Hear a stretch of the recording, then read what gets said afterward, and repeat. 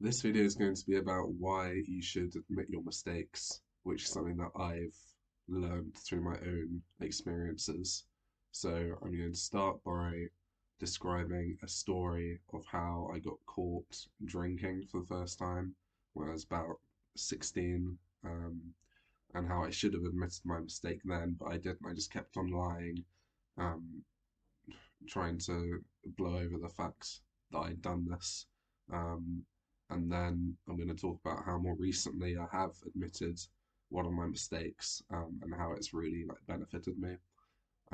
So make sure you stay to the end.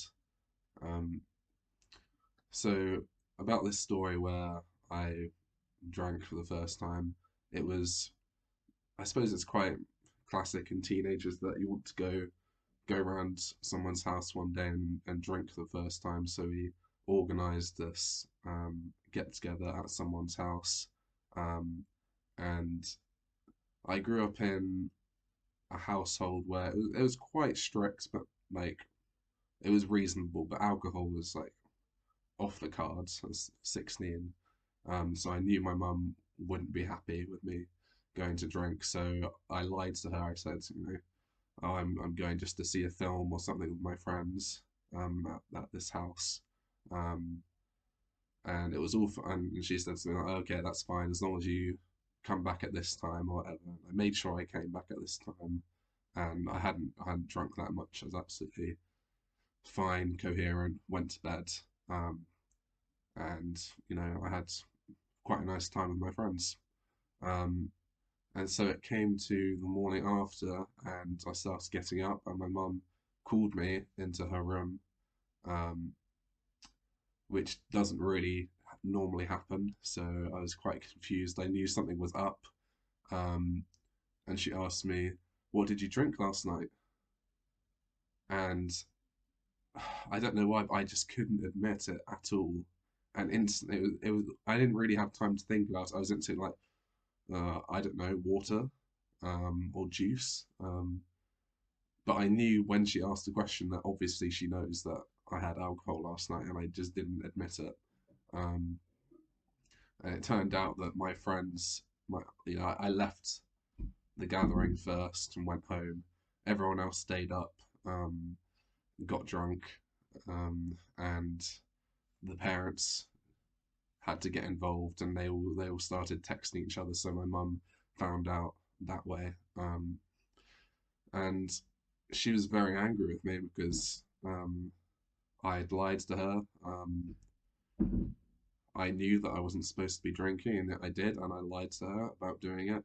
Um, so in hindsight now, I just know it would have gone so much better if I just said, um, "Yeah, I had alcohol. I've really wanted to try it out for a while. I wanted to go and do it with my friends, even if I didn't lie to her in the first place about going to see a movie. Just tell her that everybody else is doing it. I want to see what it's like to drink for the first time, and then we'd probably be able to just have a drink in the house on our own, and then once she introduces me to it, she'd probably be fine with me going. Um, so that was an argument that could have been avoided. Definitely, I could have just stated my feelings, and then she would probably be able to um, I understand my feelings from her experiences as a child as well, as a teenager. Um, so on to the second story about how I have admitted a mistake recently. It's not as serious, and this example is a bit more manipulative, but that doesn't mean that you shouldn't admit your mistakes just because you can manipulate people doing it. It will still improve your relationships. So this is recently I applied for a summer job, um, and they emailed me the date for the interview. So I had it in my head. Okay, Friday going for the interview. That's fine. So it was Thursday. I was just out. My phone was off, on silence. I got back home, checked my phone, and um, had like three missed calls, loads of messages. saying, "Where am I?" Because the interview actually happened that day on the Thursday instead of the Friday. Um, so instead of trying to make an excuse and be like, "Oh, sorry, I thought it was on Friday," which was true, but it's an excuse.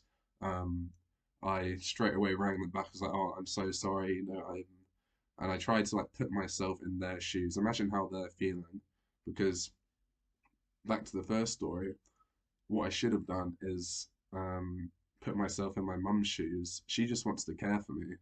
She just wanted to look after me.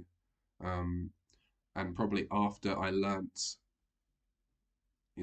not to drink too much, be careful, things like that, she'd probably be fine with me going to drink. Um, so just like this, I thought, put myself in their shoes. And obviously, as an interviewer, it was a group interview, so everybody who was going for this role was getting interviews together. There was a group interview and then a personal interview afterwards.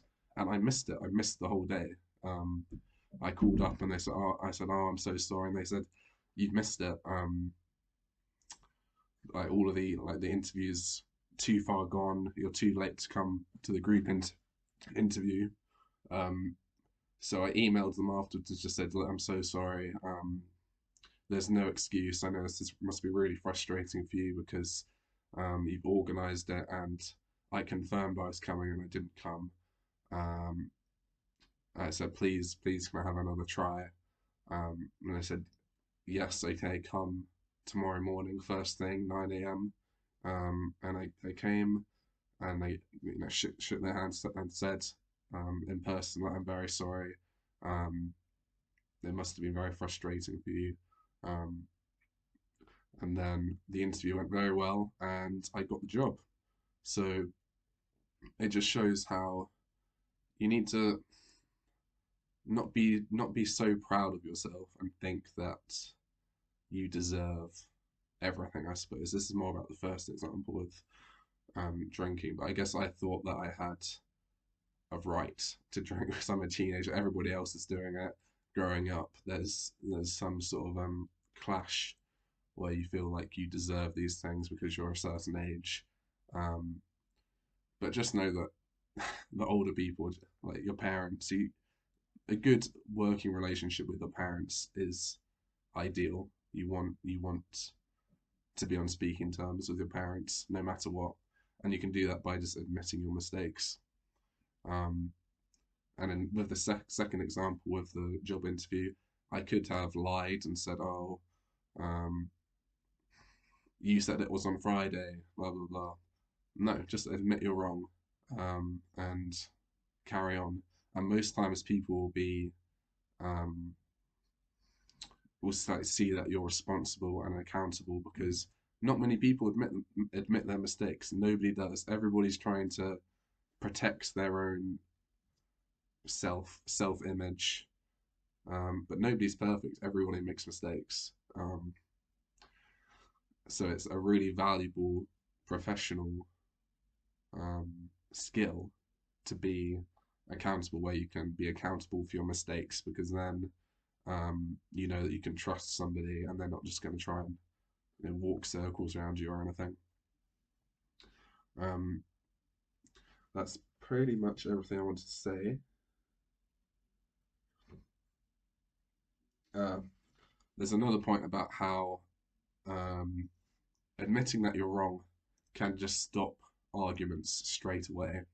If you think you're okay, it doesn't work. It doesn't. It can work if you think you're right as well, because you can go in and be like, um, I know this person's annoyed with me, but I think I'm right. You can still say I'm wrong, and agree with them. And then what can they do? They can just carry on shouting at you, carry on being annoyed at you, even though you're agreeing with them.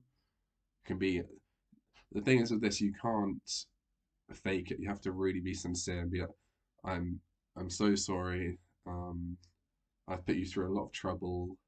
Um, I understand why you're annoyed. I would be annoyed with myself if I was in your shoes. And then if you say those things sincerely, it's very hard for them to carry on going at you. So that in that way is a bit exploitative. But there's other ways you can use this idea of admitting your mistakes just to improve your everyday relationships. Um, because it's a great skill to be responsible and accountable. Um, so thank you for watching this video, and I hope you have a wonderful rest of your day.